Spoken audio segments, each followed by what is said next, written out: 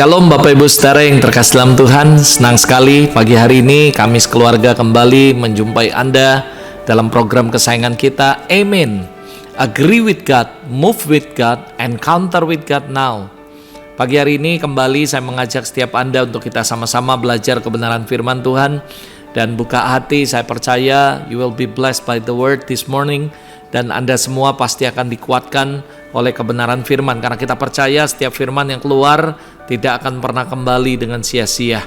Buka hati dan mari kita siapkan hati, kita berdoa. Bapak, pagi hari ini kami siapkan hati kami dan hati kami terbuka untuk kami diisi dengan kebenaran firman-Mu. Kami berdoa roh hikmat dan roh wahyu turun atas setiap kami semua, baik hamba-Mu yang menyampaikan maupun semua umat Tuhan yang mendengarkan program Amin pagi hari ini.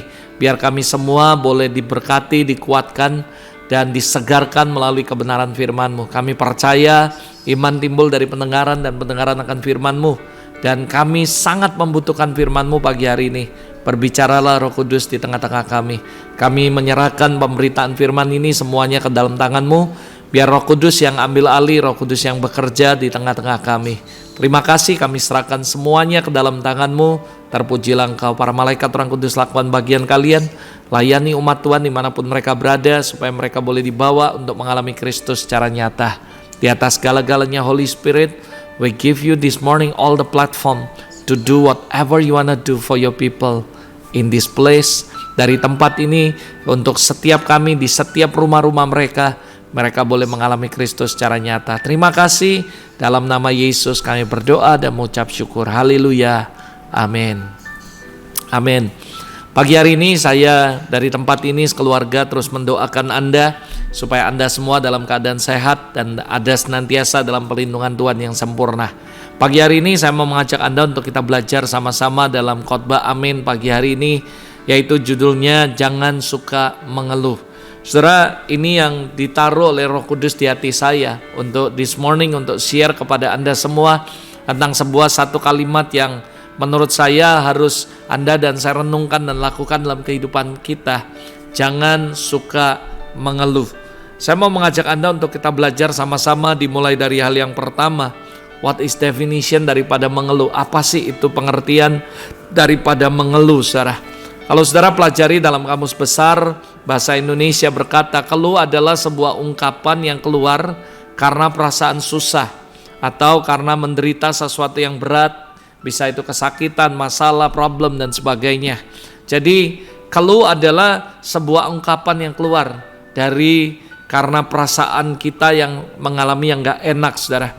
Sedangkan kata mengeluh adalah menyatakan susah karena penderitaan, kesakitan, kekecewaan, dan lain-lain, saudara. Jadi kalau saudara pelajari bersama-sama, what is definition daripada mengeluh atau keluh adalah sebuah ungkapan menyatakan bahwa kita dalam keadaan susah, kita lagi dalam penderitaan, kesakitan, kecewaan, dan kita nyatakan itu, saudara, baik melalui perkataan maupun melalui sikap, saudara. This is the definition daripada mengeluh. Ada beberapa hal yang Anda dan saya harus perhatikan yang berkaitan dengan mengeluh, saudara.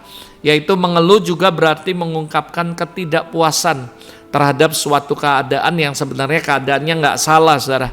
Dengan kata-kata maupun dalam pikiran maupun dalam tindakan, saudara.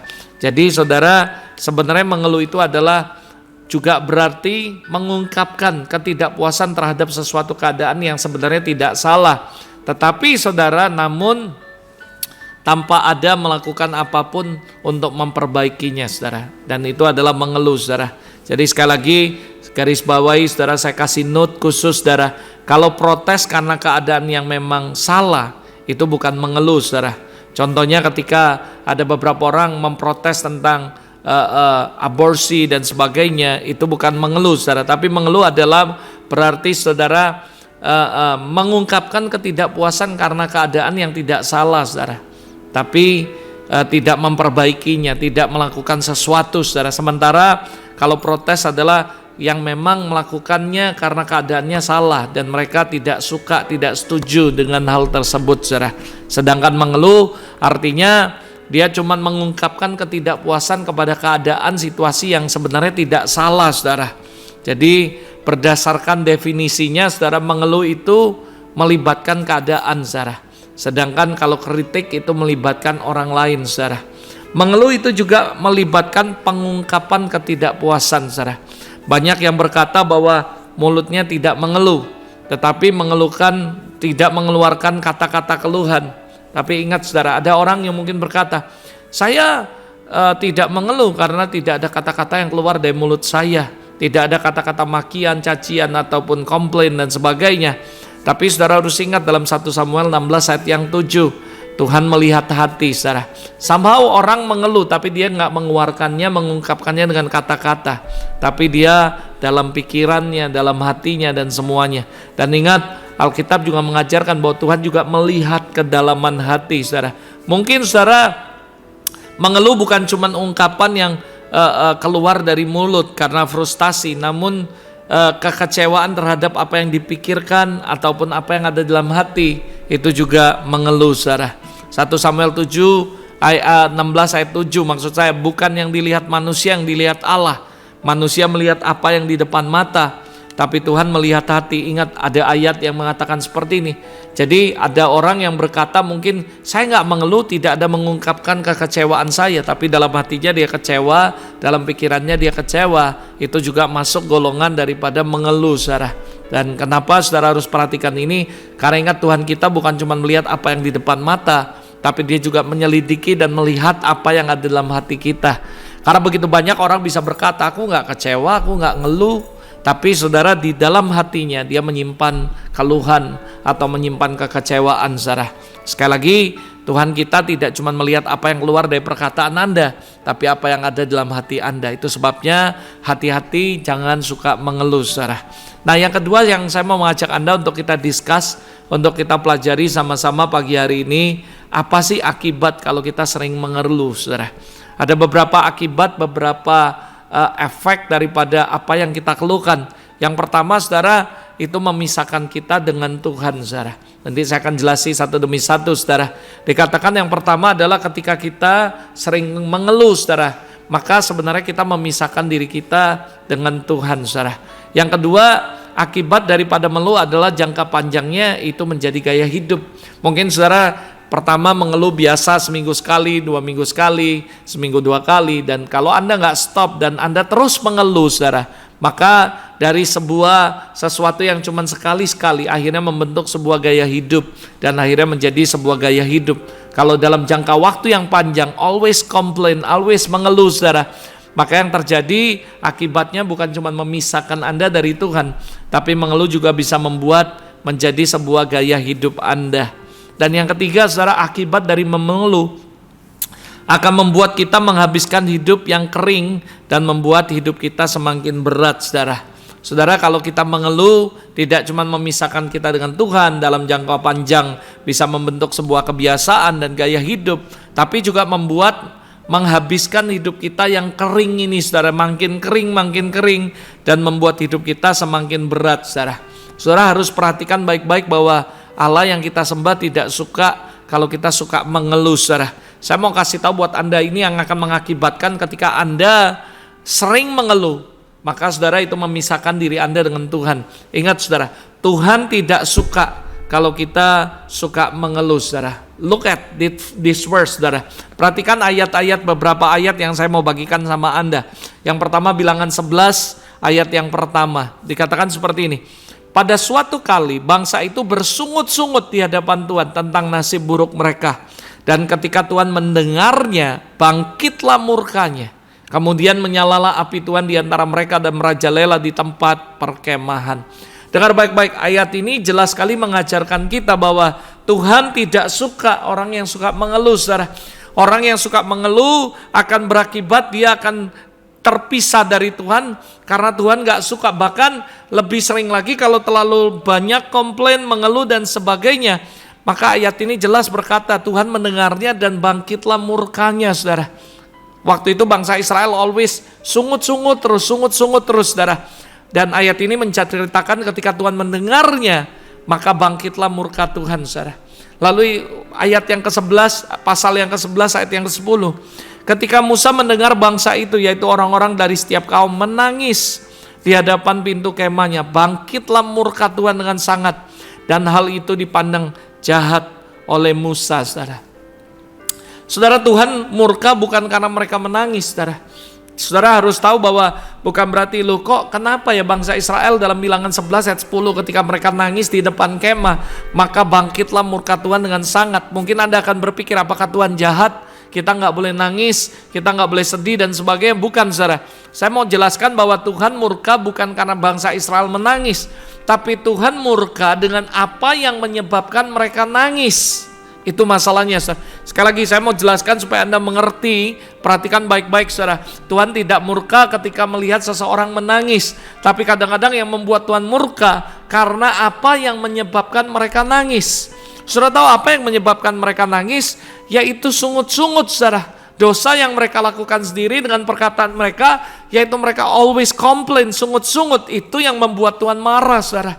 Jadi sekali lagi bukan berarti kalau kita sedih, kita nangis, kita mungkin ditinggal kehilangan keluarga yang kita kasihi, lalu kita menangis, lalu Tuhan akan murka. Tidak, saudara. Tapi bangsa Israel kasusnya beda. Saat itu mereka menangis karena mereka bersungut-sungut, saudara. Nanti saudara akan tahu bagaimana apa sih yang disungut-sungut oleh mereka. Itu cuma perkara makan, perkara semuanya, saudara. Jadi itu yang membuat Tuhan marah, saudara, dengan mereka. Jadi Tuhan bukan marah karena mereka menangis, tapi apa yang menyebabkan mereka nangis, itu yang membuat Tuhan marah, saudara. Kenapa, saudara, mereka nangis dan Tuhan marah? Karena mereka merindukan hal-hal yang sebenarnya Tuhan tidak ingin berikan kepada mereka.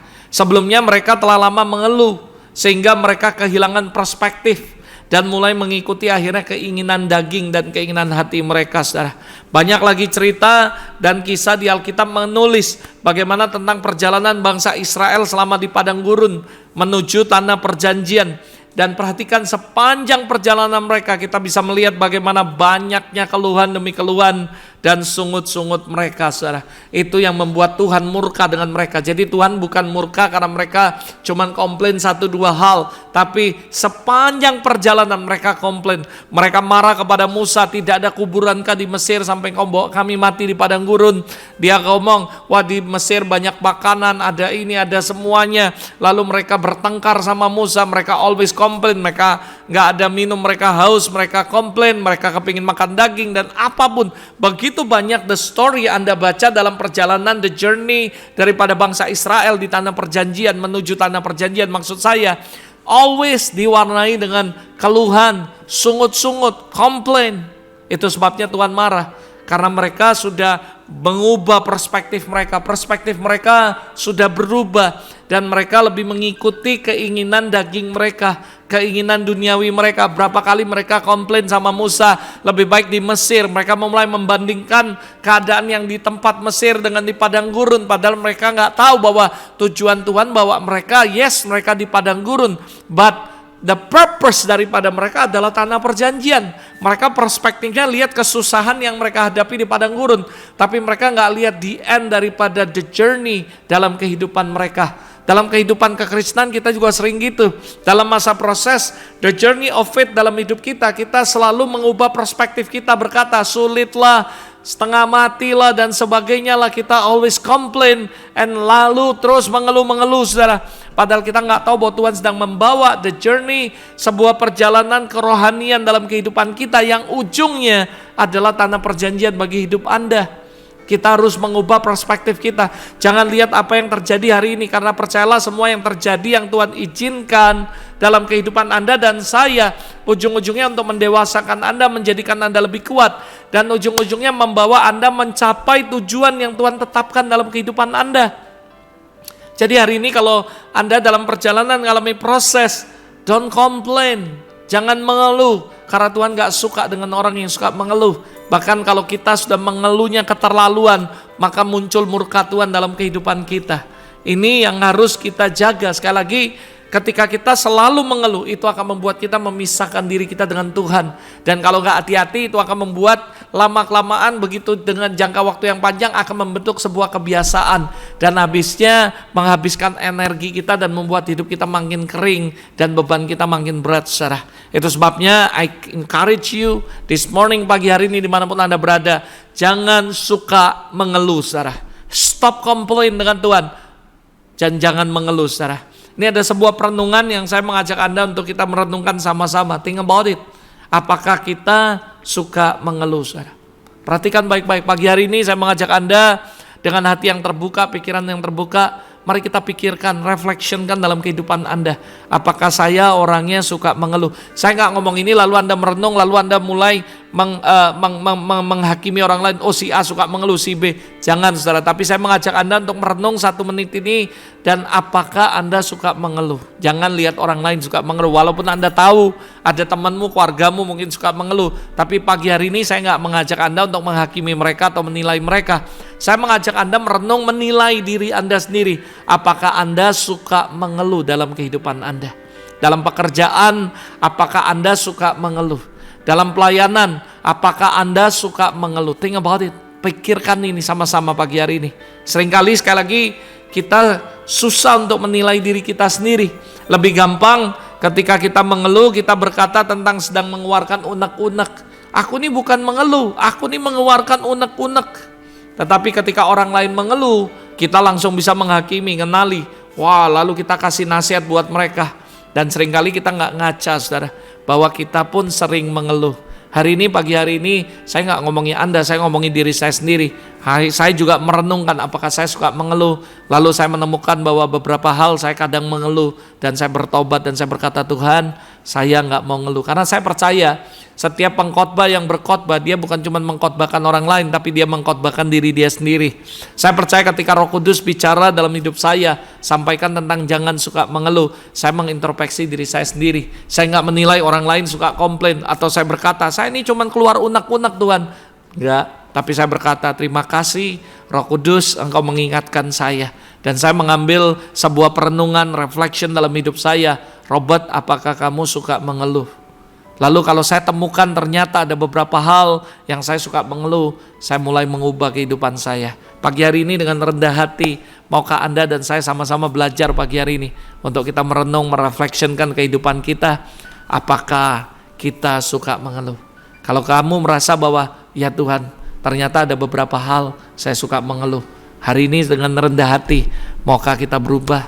Karena saya percaya Tuhan gak suka dengan orang yang suka mengeluh. Ingat, akibatnya kita akan memisahkan diri kita dengan Tuhan. Mengeluh dalam jangka panjang, maka itu akan membuat kita menjadi gaya hidup.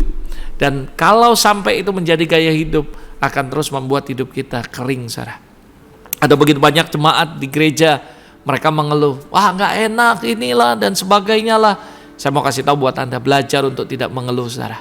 Karena Tuhan gak suka dengan orang yang suka mengeluh, saudara. Ketidakpuasan, dengeri khotbah, wah aku gak dapat apa-apa dan sebagainya. Saya mau kasih tahu buat Anda, ayo kita belajar untuk jangan suka mengeluh. Tidak puas dengan kepemimpinan gereja, ketidakpuasan dengan bisnis, ketidakpuasan dengan penghasilan, ketidakpuasan dengan semuanya, lalu akhirnya membuat kita cenderung untuk mengeluh. Tapi mari hari ini dengan rendah hati, jangan lihat orang lain, lihat diri kita. Apakah kita suka mengeluh? Kalau Anda menemukan ternyata sering Tuhan aku mengeluh dalam hati, dalam pikiran, mengeluh tentang istri Anda, mengeluh tentang suami Anda, kenapa suamiku nggak sama kayak suami orang lain, kenapa istriku nggak sama seperti orang lain, kenapa orang tuaku nggak sama seperti orang tua orang lain, kenapa anakku nggak sama dengan orang lain. Stop, saudara. Mulai hari ini stop mengeluh, tapi belajar sama-sama untuk buka hati, rendah hati dan berkata, Tuhan, aku mau berubah, aku nggak mau mengeluh. Aku percaya bahwa Tuhan sudah memberi keluarga yang terbaik buat aku. Of course my family ada kelemahan, tapi itu adalah keluarga yang terbaik. Stop mengeluh tentang gereja Anda. Anda harus percaya kalau Tuhan tempatkan Anda di sebuah gereja, jangan mengeluh tentang gereja itu. Berdoa buat gereja itu. Kalau Anda diberikan Tuhan sebuah kepemimpinan, lalu Anda ditaruh seorang pemimpin di atas, saudara, stop mengeluh tentang pemimpin Anda, tapi mulai berdoa buat pemimpin Anda. Ubah perspektif Anda. Kalau Anda ketemu, waduh Tuhan, istriku gak mau berubah, suamiku gak mau berubah, gak bisa berubah dan sebagainya, stop komplain hari ini. Belajar, mulai berdoa buat mereka. Dan pernahkah Anda berpikir bahwa berdoa, Tuhan terima kasih untuk keluarga yang terbaik, istri yang terbaik, suami yang terbaik, orang tua yang terbaik, gembala yang terbaik, pemimpin yang terbaik, gereja yang terbaik. Dan berdoa seperti itu, saudara. Stop komplain dan mulai melepaskan berkat, bukan komplain, saudara. Ini yang Tuhan mau untuk Anda dan saya lakukan. Masa-masa ini, saudara, sebenarnya keadaannya sama seperti bangsa Israel, saudara. Kita menghadapi sebuah perjalanan yang tidak mudah, yang saya sebut the journey of faith dalam kehidupan kita. Apalagi khususnya masa-masa sulit seperti ini. Susah untuk mendapatkan pekerjaan, susah untuk berangkat kemana-mana, susah untuk melayani keluar kota dan sebagainya, nggak bisa keluar negeri, susah untuk berrekreasi, tidak ada rekreasi lagi. Jangan sampai kita terjebak dan akhirnya seperti bangsa Israel lalu kita komplain. Padahal saya percaya semua ini Tuhan izinkan. Bukan COVID yang menguasai Tuhan, tetapi Tuhanlah yang menguasai semua keadaan. Dan Tuhan mengizinkan semuanya terjadi dari journey kita bersama-sama dengan Tuhan menuju sebuah tanah perjanjian. Sekali lagi saya kasih tahu buat Anda, jangan seperti bangsa Israel, terus mengeluh, terus mengeruh. Padahal Tuhan menyertai mereka dengan ajaib, dengan tanda-tanda yang nyata sekali. Bayangi di depan mata mereka, mereka lihat tiang awan, tiang api. Laut terbelah, mencicipi roti sorga, minum dari air yang ketika tidak ada mata air, saudara. Namun sekalipun begitu, mereka tetap mengeluh, komplain. Dan ini jujur yang sering terjadi. Bukankah kalau Anda perhatikan, think about it, renungkan. Selama 1 tahun masa pandemik, mungkin Anda nggak kerja, atau mungkin Anda kehilangan pekerjaan, atau mungkin Anda nggak bisa pelayanan keluar, atau mungkin Anda nggak bisa mendapatkan side job yang begitu banyak seperti dulu, saudara. Tapi perhatikan, apakah Anda kelaparan selama 1 tahun ini? Itu pemeliharaan Tuhan. Mungkin beberapa orang selama 1 tahun ini ngomong, Tuhan susah, cari uang susah. Ya mungkin penghasilanmu nggak seperti dulu, saudara. Tapi pernahkah Anda berpikir bahwa hari ini Anda masih sehat, Anda masih bisa bernafas, Anda sekeluarga bisa dicukupi makan sehari 3 kali? Bukankah itu adalah anugerah, saudara? Jangan komplain dengan keadaan yang seperti ini. Karena saya percaya this is the journey of faith yang Tuhan izinkan terjadi dalam kehidupan Anda dan saya. Dan di sini kita belajar yang mana orang Kristen yang suka mengeluh. Saya menemukan banyak sekali orang ketidakpuasan, komplain. Pastor Robert, saya balas kebaktian di gereja saya, nggak dapat apa-apa dan sebagainya. Itu klasik di mana-mana. Saya berkata, nggak semua orang yang mendengar khotbah saya juga dapat sesuatu. Sama semuanya, saudara. Mungkin beberapa orang akan diberkati, beberapa orang yang juga nggak merasakan apa-apa. Saudara, kita nggak boleh komplain. Sadari bahwa kalau Tuhan tempati Anda di sebuah gereja, di bawah sebuah kepemimpinan, ucap syukur, saudara. Jangan suka mengeluh, karena Tuhan nggak suka dengan mengeluh. Bahkan perhatikan, ketika Hagar, saudara, mengkomplain sama Tuhan karena ditindas oleh Sarah, Tuhan bilang, itu baik buat kamu, karena Tuhan sedang mengajarkan hukum-hukumnya. Hari ini, saudara, kalau Anda penghasilannya berkurang, Anda mengalami yang nggak enak, bahkan dihianati, dikecewakan orang, itu baik buat kita, karena Tuhan sedang mengajarkan hukumnya. Tuhan sedang mengajarkan nilai-nilai yang baru dalam kehidupan Anda. Stop komplain. Saya selama 1 tahun ini banyak hal yang kami alami sekeluarga, banyak hal yang kami alami di gereja, banyak hal yang secara pribadi kami alami. Tapi Tuhan ajar saya, nak, jangan komplain. Jangan komplain. Saya belajar ngomong, Tuhan, aku terima apapun. Anda harus percaya bahwa Roma 8:28 itu ya dan amin buat kita yang mengasihi Tuhan. Kalau Anda nggak mengasihi Tuhan, Roma 8:28 bukan milik Anda. Tapi kalau Anda mengasihi Tuhan, Roma 8:28 milik Anda. Allah turut bekerja dalam segala sesuatu. Segala sesuatu bukan cuma yang baik, termasuk yang nggak baik. Segala sesuatu bukan cuma berkat, termasuk proses. Segala sesuatu bukan cuma breakthrough, bahkan termasuk lembah kelam, saudara. Segala sesuatu artinya semua hal yang terjadi. Kalau Anda tahu bahwa Anda mengasihi Tuhan, itu yang terbaik. Harusnya Anda berkata, Tuhan terima kasih untuk 1 tahun ini. Aku gak bisa keluar rekreasi. Aku mengucap syukur aku gak bisa keluar pelayanan. Aku mengucap syukur kalau aku ngalami banyak hal selama 1 tahun ini. Penghasilan berkurang, tapi kita punya quality yang lebih banyak. Mungkin dulu ada orang yang sering keluar kota sehingga gak punya waktu buat keluarga. Hari ini mereka gak bisa keluar kota. Ambil perspektif yang berbeda, lihat dari cara pandang yang berbeda. Jangan mengeluh, tapi percaya bahwa semua mendatangkan kebaikan buat kita semua. Lalu saya mengajak Anda pertanyaannya, saudara, yuk kita belajar lebih lagi.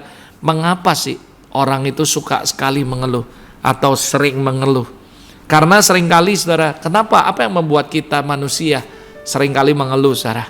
Saya menemukan, saudara, mempelajarinya bahwa yang membuat kita seringkali merasa ngeluh terus, karena seringkali kita merasa kecewa, dengan realita yang terjadi tidak sesuai dengan impian kita. Apa yang terjadi tidak sesuai dengan kenyataan. Apa yang terjadi nggak sesuai dengan ekspektasi. Apa yang terjadi nggak sesuai dengan harapan. Misalnya kita invest sebuah bisnis, kita berharap bisnisnya akan menghasilkan 100%, tapi nyatanya 10%. Itu yang membuat kita komplain dan ngeluh. Mungkin kita berharap bahwa kita invest dalam sebuah bisnis dan memperoleh keuntungan, tapi kenyataannya ekspektasi nggak sesuai dengan kenyataan. Itu membuat kita kecewa, membuat kita marah, dan akhirnya mengeluh, saudara. Saya menemukan kenapa orang sering mengeluh, karena seringkali merasa kecewa. Karena apa, saudara? Karena realita atau harapan nggak sesuai dengan impian mereka, nggak sesuai dengan kenyataan. Harapan mereka nggak sesuai dengan realita yang terjadi. Atau dengan kata lain, saudara, sesuatu atau banyak hal yang terjadi sesuai dengan tidak sesuai dengan rencana kita. Kita membuat rencana seperti ini, tapi yang terjadi malah sebaliknya. Itu yang membuat kita marah, saudara. Itu yang membuat kita sedih, kecewa, dan akhirnya mengeluh, saudara. Ini yang saya temukan, saya pelajari. Kenapa sih orang jadi sering mengeluh? Karena mereka melihat kenyataan gak sesuai dengan apa yang menjadi ekspektasi mereka. Lalu pertanyaannya berikutnya, bagaimana caranya menghilangkan kebiasaan untuk mengeluh, saudara? Apa sih, apakah bisa kita membuat stop kebiasaan mengeluh? Bisa, saudara.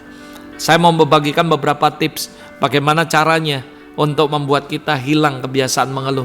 Membawa Anda dan saya untuk belajar hari ini, gimana sih caranya supaya kita bisa menghilangkan kebiasaan untuk mengeluh, saudara.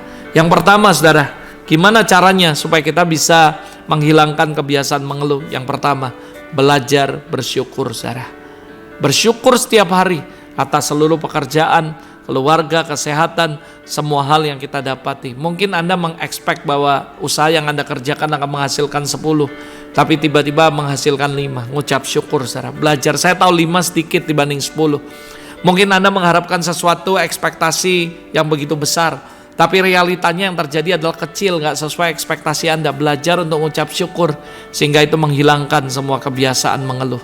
Saudara, Anda mungkin pernah lihat gambar ini, bagaimana ada seorang yang naik mobil mewah, saudara. Tiba-tiba mereka melihat sebuah pesawat pribadi, jet pribadi, helikopter. Lalu mereka berkata, I love to have a helicopter. Mereka berharap bisa sangat senang sekali kalau mereka bisa memiliki sebuah helikopter. Padahal, saudara, mereka, orang ini yang sedang ngomong ini adalah mengendarai sebuah mobil sport yang mewah, saudara. Dan tiba-tiba gambar yang kedua, tiba-tiba ada orang yang bawa mobil, bukan mobil mewah sport, tapi mobil bagus juga. Lalu dia berkata, dia lihat orang yang nyetir mobil mewah dan dia berkata, that's my dream cars. Itu adalah mobil impian saya. Padahal dia sudah naik mobil Jeep yang bagus, saudara. Lalu habis itu apa yang terjadi, saudara? Di gambar yang ketiga, ada seorang yang pakai mobil sedan yang lebih rendah, budgetnya, harganya, kualitasnya daripada mobil Jeep yang satu itu. Dan dia berkata, I want that cars. Aku mau, kepingin punya mobil kayak gitu. Padahal dia juga naik mobil, saudara. Lalu habis itu, saudara, gambar berikutnya adalah orang yang naik mobil yang lebih jelek lagi, tahunnya mungkin lebih kuno, dan dia melihat mobil yang ngomong bahwa I want that car. Lalu yang terjadi adalah dia bilang, look at the new cars. Dia lihat karena dia mobil second, mobil jelek, dan dia melihat mobil yang bagus, saudara. Lalu habis itu, saudara, tiba-tiba, saudara, ada orang yang naik sepeda, saudara. Begitu naik sepeda, dia berkata, if only I could afford a cars. Dan dia berkata, mungkin gak ya aku bisa memiliki sebuah mobil, karena dia cuma naik sepeda. Lalu orang yang naik sepeda itu, saudara, sebelahnya ada orang jalan kaki. Dia berkata, I wish I had a bike.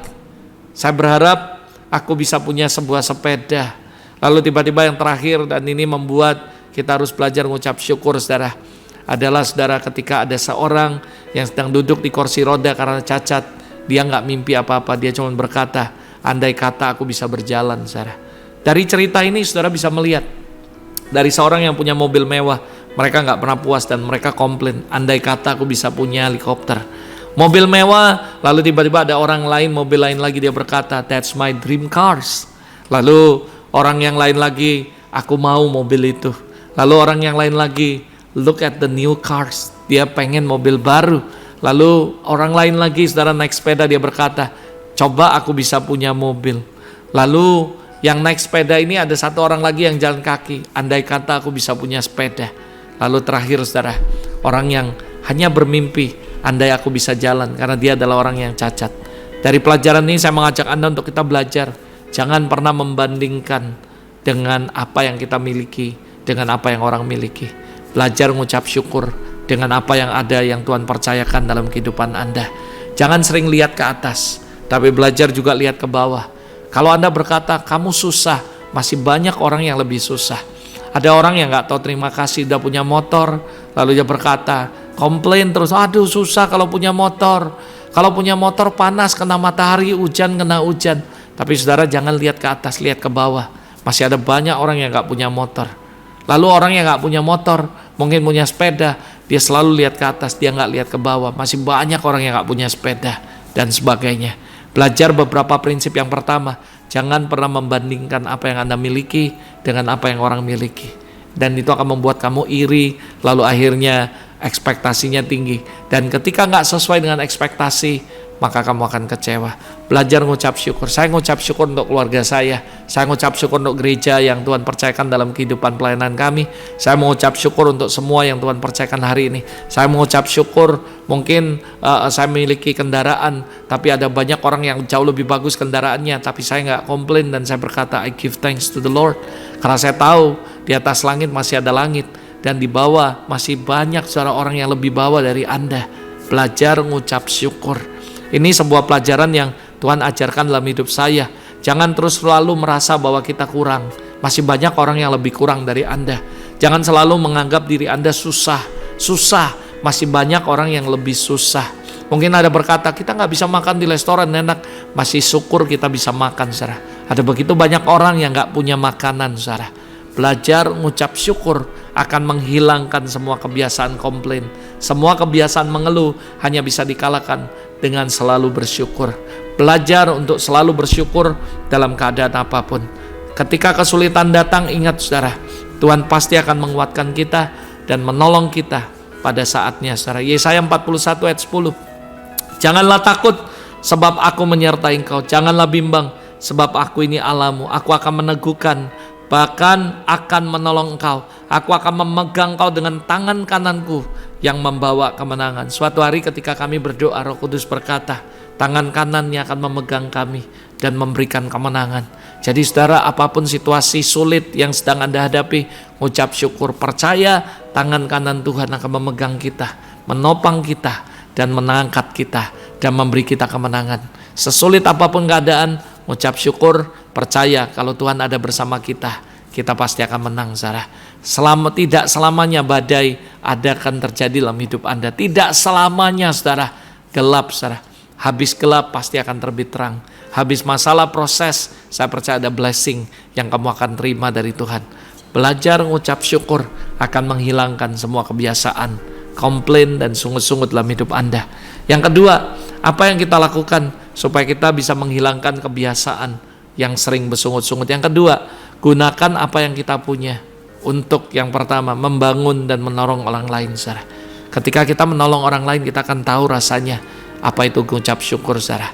Saya percaya, saudara, dalam masa pandemi ini Tuhan selalu ngomong sama kami sekeluarga, nak, jangan bosan berbuat baik. Nak, jangan lupa berbuat baik. Dan kami lakukan itu, dan kami akhirnya mengucap syukur karena kami tahu, saudara, ketika kami menolong orang lain, berbuat baik, memberkati orang lain, kami lihat bagaimana mereka bersuka cita, mereka mengucap syukur, dan itu membuat kami sadar bahwa masih banyak orang di luar sana mengalami kesusahan, dan akhirnya kami mengucap syukur, jauh lebih mengucap syukur, karena kami bukan cuma bisa dicukupi, tapi kami bisa menolong, memberkati orang lain, mencukupkan kebutuhan orang lain. Dan ini cara yang Tuhan ajarkan sama saya.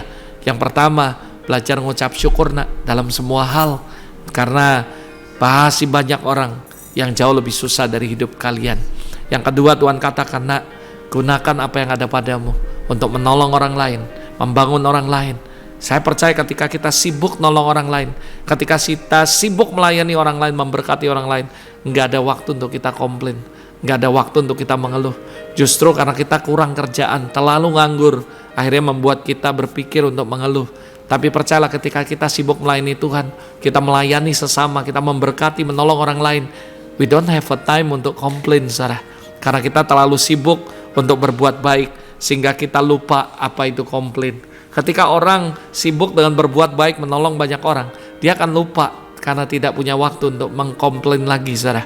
Bahkan semakin dia nolong orang yang susah, dia akan lihat bahwa semakin Tuhan itu menyertai hidup mereka dan memberkati hidup mereka, dan itu membuat mereka akan selalu bersyukur sama Tuhan. 1 Tesalonika 5 ayat 18 mengajarkan kita, mengucap syukurlah dalam segala hal, sebab itulah yang dikehendaki Allah dalam Kristus Yesus bagi kamu. Jadi Tuhan mengajarkan kita untuk terus mengucap syukur dalam segala hal. Apapun yang terjadi, mengucap syukur. Garis bawahi kata-kata saya dengar, daripada kita mengeluh, lebih baik kita mengucap syukur dan menggunakan apa yang Tuhan percayakan dalam hidup kita, apa yang kita miliki, untuk menolong orang lain. Amin, saudara. Dan ingat, saudara, sebagai penutup, ada beberapa poin yang saya mau sampaikan lalu saya tutup. Daripada kita mengeluh, lebih baik kita belajar mengucap syukur dan menggunakan apa yang Tuhan percayakan, apa yang kita miliki, untuk membantu menolong orang lain. Dan yang kedua, kenapa, saudara? Karena mengeluh tidak akan pernah menyelesaikan masalah, tapi justru menimbulkan masalah baru. Karena itu, saudara, terus berdoa, mengucap syukur dalam segala hal, saudara. Ini yang Tuhan inginkan. Lalu saya akan tutup dengan sebuah ayat, sebuah statement daripada Jesus sendiri. Ini adalah sesuatu yang dilakukan Yesus. Saya mengajak Anda learn from Jesus Christ. The life, dari kehidupan daripada Kristus Yesus. Learn from Jesus Christ, Son of God. Saudara, dikatakan Yesus diurapi dengan kuat kuasa, berjalan berkeliling berbuat baik. Yesus gak komplain dalam hidupnya, tapi dia menggunakan apa yang dia punya untuk menolong orang lain dan memberkati orang lain. 2 poin ini saya belajar dari Yesus, saudara. Dan saya belajar ketika saya merenungkan kehidupan daripada Kristus. Selalu bersyukur apapun yang terjadi dan menggunakan apa yang ada padanya untuk menolong dan memberkati orang lain. Saya tutup dengan sebuah ayat Filipi pasal 2 ayat yang ke-5 sampai ayat yang ke-8.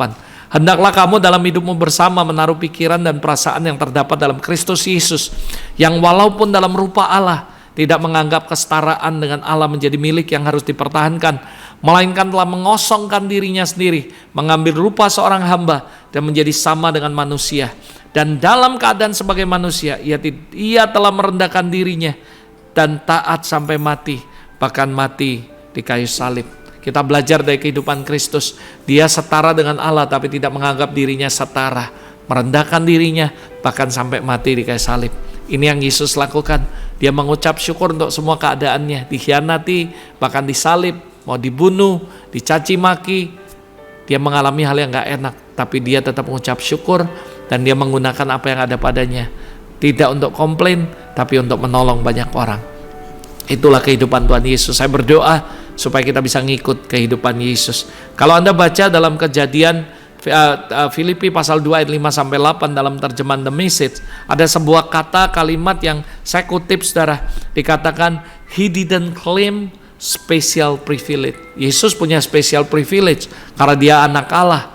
Dia adalah raja, dia bisa memerintahkan pasukan malaikat untuk nolong dia, tapi dia nggak pakai itu. Dia nggak komplain ketika dia mengalami yang nggak enak. Dia nggak komplain, dia nggak adalah raja, miliki semua bumi seisi-isinya, bahkan sorga miliknya Tuhan, tapi dia harus lahir di kandang, saudara. Dia nggak komplain. Mari belajar dari kehidupan Jesus Christ. Tidak komplain, tapi mengucap syukur dan menggunakan apa yang ada pada kita untuk menolong banyak orang. Ingat sekali lagi, He didn't claim special privilege. If He didn't claim, kita juga nggak boleh klaim. Kita nggak boleh komplain. Yang percaya katakan amin. Yuk kita berdoa sama-sama. Bapa Sorgawi, pagi hari ini kami mengucap syukur dan terima kasih untuk apa yang Kau sudah sampaikan pagi hari ini di tengah kami. Aku berdoa biar firman yang sudah dilepaskan tidak akan kembali dengan sia-sia, tapi Engkau bekerja dan berbicara, membuat firman ini nyata dalam kehidupan kami. Lord, I bless your people in the name of Jesus. Aku berkati setiap umat-Mu yang menyaksikan program Amin pagi hari ini. Biar kami stop complaining. Kami tidak lagi mengkomplain apa yang terjadi. Kami mengucap syukur. Mampukan kami untuk belajar selalu mengucap syukur dalam semua keadaan. Dan memakai apa yang ada pada kami untuk menolong orang lain. Untuk memberkati dan menguatkan orang lain, ya Bapa. Berkati siap umat-Mu dimanapun mereka berada. Hamba-Mu sudah selesai, tapi aku berdoa Engkau terus berbicara dan bekerja dalam hidup mereka. Mari saya mengajak Anda untuk 1 menit ini sebelum saya tutup, untuk mengucap syukur untuk yang pertama kehidupan Anda, keluarga Anda. Mengucap syukur untuk suami, istri, anak-anakmu, keluargamu.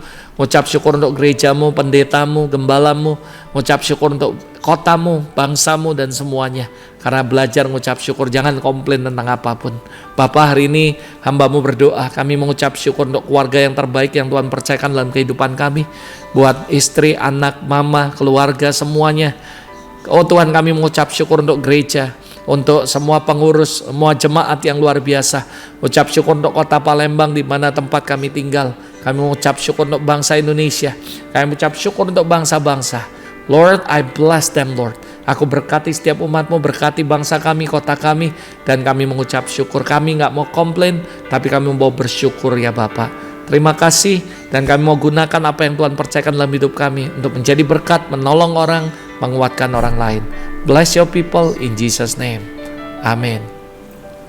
Amin. Sekali lagi saya ingatkan saudara dimanapun Anda berada, stop komplain dan ucap syukur. Belajar untuk bersyukur dimulai dari hal yang kecil, lalu gunakan apa yang ada padamu untuk menguatkan orang lain, encourage orang, memberkati orang, menolong orang lain. God bless you and see you next week dalam program Amin berikutnya. God bless you.